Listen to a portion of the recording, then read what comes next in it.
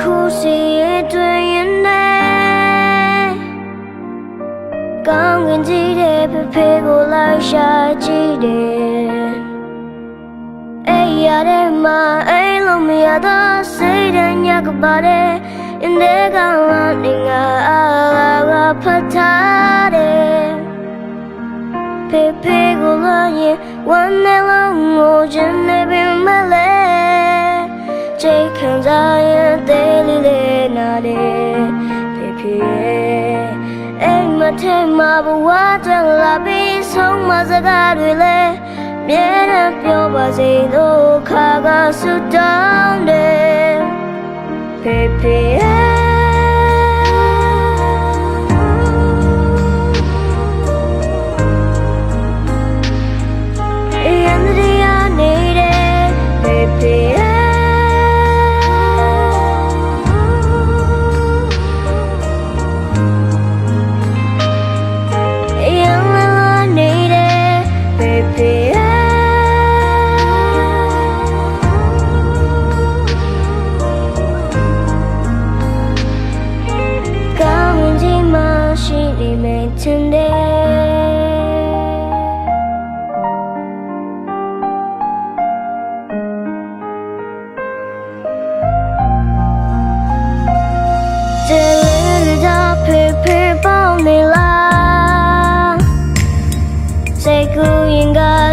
ဖြစ်နိုင်ပါမလား